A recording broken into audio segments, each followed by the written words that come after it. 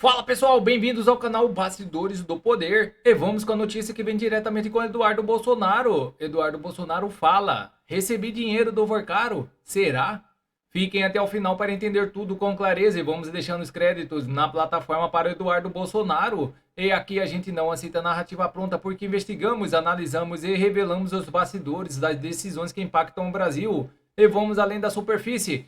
Questionamos, conectamos fatos e mostramos o que está por trás dos interesses. Mostramos informações sem maquiagem, análise firme e compromisso com a verdade. Bastidores do poder, porque informação é poder e você merece a verdade. E não se esqueça de deixar o seu comentário e de dizer de qual cidade você vê esta matéria para que possamos saber até onde está chegando a nossa audiência. Sem mais enrolações, vamos à matéria. Meus caros, vocês estão vendo o que está acontecendo. O Intercept está fazendo um vazamento seletivo, algo criminoso para tentar assassinar a reputação do Flávio Bolsonaro. Pudesse me representar no filme, ele lidera as pesquisas para presidente. Não tem nada de legal, nada de irregular. Mas ainda assim, eles vão tentar emplacar as suas narrativas, se apegando a termos técnicos para tentar manipular você a imaginar que nós estamos mentindo. Acabou de sair agora mais uma matéria falando, ou sugerindo, que eu estou sendo bancado, financiado nos Estados Unidos por Daniel Vorcaro, o que é uma mentira. Eu acho que nada melhor do que vir aqui a público falando diretamente com vocês, que é muito melhor do que passar pelo crivo do Intercept, do que será publicado, porque eu já sei que eles estão na maldade, e dar os devidos esclarecimentos. Vocês lembram uma vez que eu lancei um curso chamado Ação Conservadora? Tem um tempo atrás, alguns anos. Pois bem, nesse tempo estava nascendo o sonho de fazer um filme da história do meu pai. Uma sugestão do Mário Frias, que é alguém da área e tem competência para colocar adiante um filme desse. Aquele tempo, a gente sonhava em contratar estrelas de Hollywood, como Jim Caviezel. Mas sabíamos que seria muito difícil.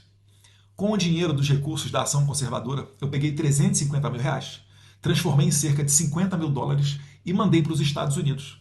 Por quê? Para garantir o contrato com um diretor de Hollywood, para que ele pudesse fazer o roteiro, começar a rascunhar, desenhar essa história que lá na frente, se conseguíssemos um investidor, ou um grupo de investidores, fazer o filme acontecer. Então a gente conseguiu segurar diretor de Hollywood 2 anos com esse contrato. Que eu fui um louco, que eu coloquei todo o risco somente para mim. Estava chegando no final desse contrato. Nós iríamos perder o diretor de Hollywood quando surgiu a possibilidade de um grande investidor vir a nos ajudar a fazer o filme, que depois acabou sendo um pool, vários investidores. Então, não tem nada além disso. A essa época, o meu contrato era com a produtora, que basicamente disse o seguinte: Eduardo, bota esse dinheiro aqui, como o risco está 100% seu, eu vou te garantir você ser diretor executivo do filme. Mas depois, quando a gente colocou o pé no chão e que a gente viu diante da possibilidade que nós estávamos e da perseguição sofrida no Brasil, fizemos toda a estrutura fora, nos Estados Unidos, para não sofrermos perseguição. Se o Brasil Paralelo, que não fez um filme sobre Bolsonaro, já foi censurado previamente em 2022, imagine dizer um filme sobre a história do Jair Bolsonaro com grandes estrelas de Hollywood. Certamente, isso não iria adiante no Brasil. Então isso foi feito lá nos Estados Unidos. Quando essa estrutura passou a ser uma estrutura de fundo de investimento, começou a ter outra estrutura, eu saí dessa posição de diretor executivo, que era o contrato antigo com a produtora, e passei então a ser somente uma pessoa que assinou a sua cessão de direitos autorais, para que um ator pudesse me representar no filme e depois eu não processasse o filme. Basicamente, em linhas gerais, é isso daí. Ou seja, quem fala que Eduardo Bolsonaro recebeu dinheiro de Daniel Vorcaro é mentiroso. Quem fala que Eduardo Bolsonaro recebeu dinheiro deste fundo que foi criado nos Estados Unidos está mentindo para você. Eu recebi o dinheiro de volta por conta do contrato com a produtora, mas isso não passou pelo fundo. E recebi o dinheiro que era meu. Eu acho até que nem foi corrigido esse dinheiro, inclusive. 100% do risco, 50 mil dólares para mim faz falta. É por isso que a gente conseguiu confeccionar esse filme. Então, nada melhor do que a verdade. Intercept, pare de querer manipular as pessoas e soltar a conta-gotas esse assassinato de reputações. E para finalizar aqui, me ocorreu na cabeça. Eles poderiam fazer isso na véspera da eleição, sem nos dar a chance de defender. Só que como foi solto que a estreia do filme Dark Horse, né, nome em inglês inclusive, da história do Bolsonaro, estava sendo programada para 11 de setembro, eles resolveram antecipar isso tudo. Porque o filme poderia ser e será um grande sucesso. Uma peça de Hollywood que conta com diversos atores de renome. Já falei algumas vezes aqui, não está aqui mais na minha mão, mas Jim Caviezel, que fez Sounds of o Som da Liberdade, representou Jesus Cristo no Paixão de Cristo, filme feito junto com Mel Gibson. Tem gente que fez X-Men, gente que fez Prison Break, tem gente que fez Missão Impossível. Todas essas pessoas fazem parte do elenco do filme do Jair Bolsonaro. A gente não podia ser irresponsável de deixar toda a nossa estrutura no Brasil. Eu não preciso nem me alongar nessa parte, né, pessoal? E vamos para mais notícias no site Poder 360. Lula pediu ajuda a Trump para prender dono da Refit. Ricardo Magro foi citado pelo petista em ligação com o presidente dos Estados Unidos e é alvo da operação da Polícia Federal. O presidente Luiz Inácio Lula da Silva pediu ao presidente dos Estados Unidos, Trump, ajuda para prender o empresário Ricardo Magro, dono da Refit, e alvo da operação da Polícia Federal realizará nesta sexta-feira. O pedido foi relatado por Lula em conversa telefônica com Trump. Segundo o presidente brasileiro, os Estados Unidos poderiam colaborar no combate ao crime organizado, entregando foragidos que vivem no país. Mandei para Trump no mesmo dia a proposta do que nós queremos fazer. Disse para ele, inclusive, que um dos grandes chefes do crime organizado brasileiro, que é o maior devedor deste país, importa combustível fácil, mora em Miami, disse Lula em dezembro de 25. Ricardo Magro foi alvo da operação sem desconto, deflagrada pela Polícia Federal. A investigação também teve como alvo o ex-governador do Rio, Cláudio Castro. A operação apura suspeita de irregularidades no setor de combustível.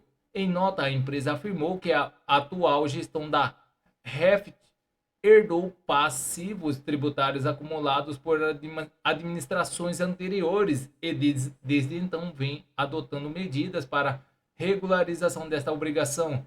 Disse também que a Refit jamais falsificou declarações fiscais para ter vantagens tributárias. A Refit é liderada por Ricardo Magro, que adquiriu a refinaria Fluminense em 2008. O empresário já atuava no setor de combustíveis por meio da rede de postos Tigrão. A empresa é conhecida por secretarias estaduais da Fazenda como devedora contumaz. Companhias que deixam de pagar impostos de forma recorrente. Sob a gestão de Magro, a Refit foi alvo da operação policiais e chegou a ser interditada pela ANP em setembro e outubro de 2025. O grupo Refit foi alvo de investigação em 2010 sobre a máfia dos combustíveis do Rio de Janeiro, sob suspeita de realizar manobra fiscal na refinaria para importar gasolina sem recolher imposto e vencer produtos para distribuidoras. A refinaria de Maguinhos chegou a perder o refino como principal atividade e foi enquadrada pela Secretaria Estadual da Fazenda como distribuidora de combustíveis. Em 2025, a empresa também foi alvo da operação com carbono oculto, que apura fornecimento de combustíveis a distribuidoras ligadas ao PCC. Em novembro, a companhia voltou a ser alvo da operação policial O Poço Lobato. A investigação apura suspeita de sonegação fiscal, fraude estruturada e ocultação de patrimônio que podem ter causado prejuízo superior a 26 bilhões aos cofres públicos. A Refit esclarece que questões tributárias envolvendo a companhia estão sendo discutidas no âmbito judicial e administrativo, como fazem diversas companhias do setor, incluindo a própria Petrobras, atualmente uma das maiores devedoras de tributos do estado do Rio de Janeiro. Importante ressaltar que a atuação e gestão da Refit herdou passivos tributários acumulados por administrações anteriores e desde então vem adotando medidas para a regularização dessas obrigações. Somente o estado do Rio A empresa realizou pagamentos da ordem de 1 bilhão no último exercício. A operação contra a Refit prejudicam a concorrência no setor de combustíveis e privilegiam a atuação de um cartel formado por três grandes empresas já coordenadas pelo CAD por controlarem o preço do combustível nos postos, prejudicando a população e contribuindo para o aumento da inflação no país. A Refit jamais falsificou declarações fiscais para ter vantagens tributárias. Laudos científicos da carga apreendida nos últimos operações comprovam que o produto importado é o óleo bruto do petróleo, conforme devidamente declarado no documento de importação. Causa estranheza à Receita Federal impedir a realização da perícia judicial que possa corroborar aos laudos dos profissionais já apresentados em juízo. A Refit nega veementemente ter fornecido combustível para o crime organizado. Ao contrário, sempre atuou como denunciante de postos ligados à facção criminosas, incluindo aqueles de bandeiras renomadas que integram a ICL e foram alvos das operações policiais. Ressalta-se ainda que o fechamento da CAPAP em meados de 2024, formuladora ligada ao PCC, também foi resultado de denúncias que partiram da Refit às autoridades da ANP. Então é isso, pessoal. Essas são as notícias que estão circulando nas mídias da internet. Não se esqueça de se inscrever, deixar o seu like e clicar no sino para mais informações sobre política. Agradeço a todos pela audiência.